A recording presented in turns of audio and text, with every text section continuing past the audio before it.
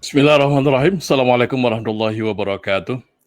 Rabbi israh li sadri wa yassir li amri wahlul 'uqdatam min lisani yafqahu qawli amma ba'du. Sahabat-sahabat di Facebook semuanya, sebagaimana tadi siang sempat saya posting di Facebook, saya berniat untuk berbagi pemahaman yang saya dapatkan setelah mengikuti kelas voice over bersama dengan Kak Tisa Julianti yang diselenggarakan oleh teman-teman di FOTI, Fasilitator Online Training Indonesia, bersama dengan Trainindo. Setelah ikut webinarnya dan lebih sifatnya berupa Zoom, kemudian setelah mengikuti hal tersebut, saya kemudian menjadi beberapa dapat insight pembelajaran. Dan di awal pun pada saat ikut webinar tersebut, training tersebut, saya memang sudah meniatkan ingin memahami seluk-beluk ilmu tentang vokal yang nantinya mau saya apply dalam public speaking. Di kelas tersebut memang murni fokus membahas tentang dunia voice over. Termasuk di dalamnya adalah tentang hal-hal vokal pun, teknik-teknik vokal yang memang diterapkan untuk konteksnya voice over. Sementara title ataupun tema di live Facebook ini saya menuliskan dengan kata-kata copywriting vs voice over. Jadi kurang lebihnya adalah kenapa sampai ini judul yang saya gunakan, inilah yang menjadi insight pembelajaran saya. Yang menarik dari kelas ini sudah pasti adalah pembicaranya atau pengajarnya adalah para praktisinya sendiri. Ternyata Kak Tisa Julianti ini sudah terjun di bidang voice over dan dubber itu semenjak 28 tahun yang lalu. Kalau sekarang usia sekitar 36 tahun, ya Anda tahu sendiri di usia berapa sudah mulai mengenal dan memahami ataupun terjun di bidang seni olah suara. Jump to the point, apa yang menjadi pembelajaran saya pada saat ikut dari kelas ini dan apa yang membuat saya tertarik dengan kelas ini. Yang pertama, saya menjadi faham perbedaan istilah antara dubber dengan voice over. Dubber ini adalah sebuah kegiatan orang-orang yang dimana mereka akan mendubbing, akan mengisi suaranya untuk aktor, untuk tokoh dari sebuah film. Apakah film tersebut yang lebih tepatnya katakanlah film-film seperti dari luar negeri, film India ataupun film-film dari Hollywood, atau bahkan mungkin film Doraemon, akan ada orang-orang yang akan mengisi suara di belakangnya, yang sifatnya animasi. Mereka lah orang-orang di balik itu yang akan mengisi suara sehingga ketika kita nonton film tersebut, kita mendapatkan energi dari tokoh tersebut lewat suara yang mereka lafazkan, lewat suara yang mereka bunyikan, dan lewat suara yang mereka percakapan. Di dubber, mereka wajib memahami tokohnya ini adalah seperti apa, orangnya itu seperti apa, profilnya seperti apa, lalu mereka berusaha mengeluarkan suaranya. Makanya dalam voice over ini masuk kategori suara karakter ataupun voice karakter. Betul-betul memperagakan karakter. Kalau umpamanya tokohnya adalah dia itu seorang ayah, sangat sayang sama keluarganya, tapi di sisi lain, dia ini adalah juga mafia ataupun bosnya para preman. Bagaimana bentuk suara dia pada saat dia berada di keluarga, dan bagaimana suara dia adalah di depan para musuhnya, ataupun di depan para anak buahnya. Karakter ini harus diresapi betul, sehingga ketika berbicara ataupun ketika mengisi suara terhadap tokoh yang tadi profil gambaran saya sampaikan, maka si dubbernya betul-betul menghasilkan orang melihat akan mengatakan pas banget, cocok banget. Itu yang dimaksud dengan dubber. Sementara voice over ini tidak jauh beda seperti copywriter. Apa hubungannya copywriter dengan voice over? Kita bahas dulu copywriter.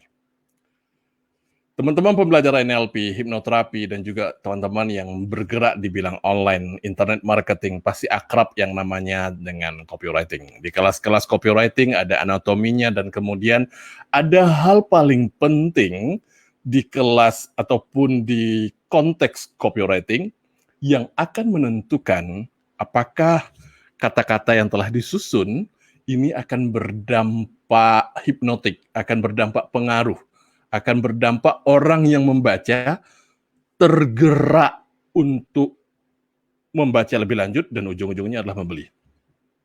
Sederhananya adalah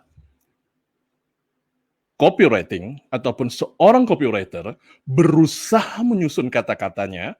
Bagaimana begitu Anda membuka Facebook, Anda baca yang namanya sebuah iklan, Anda baca yang namanya WhatsApp, penggalan kata-kata pertama dari Anda membuat aktivitas sedang scroll, tiba-tiba membuat Anda terhentak, berhenti, dan mau membaca. Ini kegiatan ataupun hal utama yang dilakukan oleh seorang copywriter terhadap kata-kata yang dia lakukan. Bagaimana dengan voice over? Sama persis. Voice over yang harus dia lakukan ataupun ada tugas utama yang dia lakukan, mengisi suaranya terhadap sebuah produk, informasi, apapun itu namanya.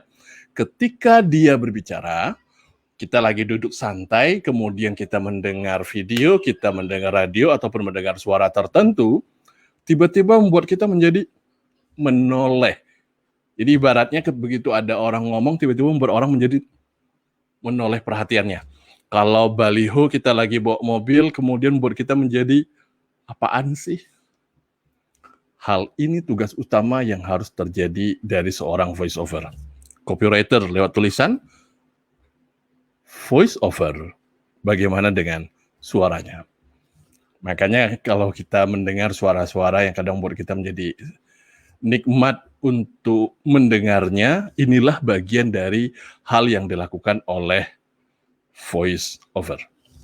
Ini bagian pertama yang menjadi insight bagi saya, hal yang sangat berkesan bagi saya, karena menjadi tahu, oh ternyata framework berpikirnya seorang voice over tadi sama persis seperti copywriter.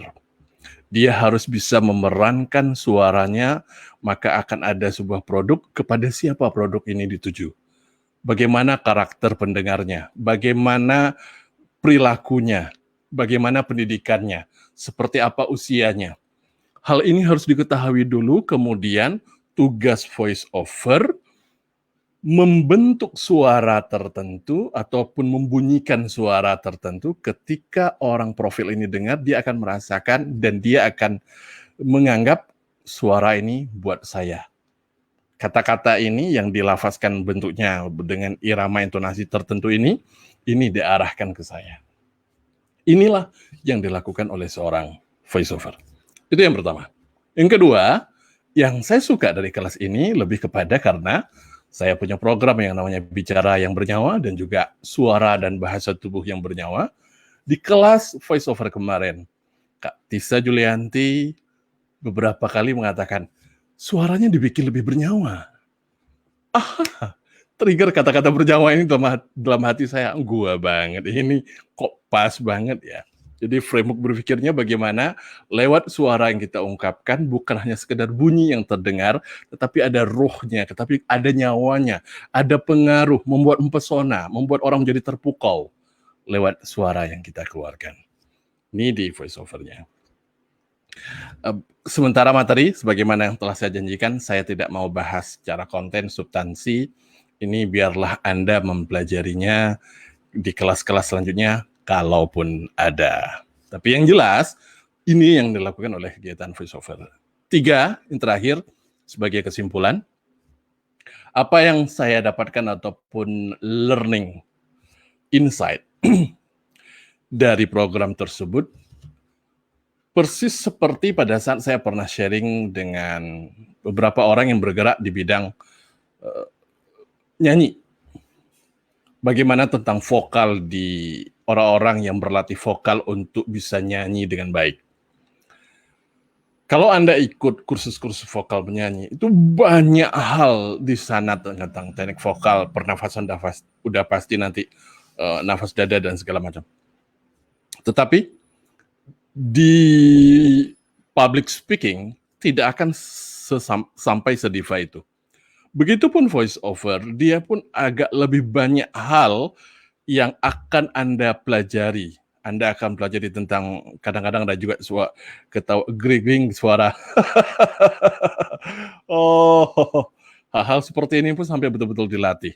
Kemudian bagaimana melatih irama, melatih empasis, melatih intonasi. Yang menarik di voice over, bagi Anda yang merasa dirinya selama ini, aduh suara saya cempreng bagaimana ya? Cocok nggak ya? Ternyata terhadap beberapa produk-produk tertentu, itu memang dibutuhkan. Ada suara-suara cempreng ataupun suara, kalau istilah saya tidak mengatakan cempreng, tapi suara tipis, high tone. Tipis, high tone. Beberapa orang kadang-kadang terhadap produk tertentu, ini dipakai. Tetapi bagi orang-orang yang agak lebih suaranya ngebas, suaranya dalam seperti saya pun, juga digunakan terhadap produk tertentu. Di dalam public speaking, nggak sampai mencari banyak variasi suara. Yang terpenting adalah di sana kalau konteksnya di public speaking. Ini menjadi insight bagi saya tidak perlu capek-capek untuk menguasai banyak hal tentang vokal ketika melatih orang ikut kelas suara yang bernyawa ataupun bahasa tubuh yang bernyawa, karena poinnya adalah bagaimana ketika saya berbicara ataupun Anda berbicara di depan umum ataupun di depan kamera, suara Anda terdengar dengan jelas. Kemudian, lewat suara yang Anda munculkan, orang bisa membedakan, apakah itu sebuah pertanyaan? Apakah itu sebuah pertanyaan? Sebuah pertanyaan, orang harus bisa membedakan hal tersebut, titik, koma, tanda petik, dan segala macam, bisa membedakan ketika kita berbicara. Dan orang pun bisa membedakan mana sedang ini memotivasi, dan mana sifatnya sedang kontemplasi. Di public speaking kurang lebih hal seperti inilah yang dilatih. Dan memang di public speaking, suara yang lebih bulat itu sangat-sangat dibutuhkan. Kenapa? Karena jika suara kita dominan, tone-nya tinggi, kemudian tipis, apalagi konteksnya dunia online, maka orang yang menyimak mengikuti program Anda, mereka akan merasakan telinga yang agak sakit. Karena suara yang tipis menciptakan melengking. Dan ini sangat-sangat tidak cocok kalau untuk dunia konteksnya adalah public speaking. Terkecuali memang itulah pendek. 3 hal ini menjadi learning ataupun pembelajaran bagi saya yang membuat saya berkesan tentang voice over ini. Sekali lagi saya mengucapkan terima kasih kepada Kak Tisa Julianti dan juga kepada Kang Isman, pelopor terhadap Voti dan juga pemilik dari Trainindo itu sendiri.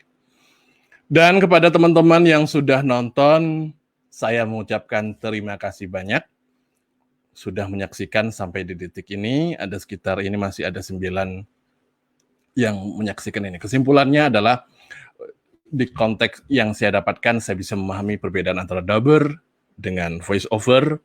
Saya kemudian juga ada hal-hal kesamaan yang membuat saya tertarik karena Kak Tisa Julianti menggunakan istilah dengan bernyawa, suara yang bernyawa. Dan yang ketiga adalah saya menjadi dapat insight, menjadi lebih punya keberanian dan kepedean lebih untuk mengajarkan di kelas suara dan bahasa tubuh yang bernyawa. Karena untuk konteks bicara tidak sebanyak ataupun tidak serumit kalau bahasa saya karena belum begitu masih awam, voice over, apalagi harus se-ekstrim ataupun sediva bahasa saya seperti orang yang bernyanyi. Ini learning point ataupun insight yang saya dapatkan. Terima kasih, selamat beraktivitas buat Anda semuanya. Assalamualaikum warahmatullahi wabarakatuh.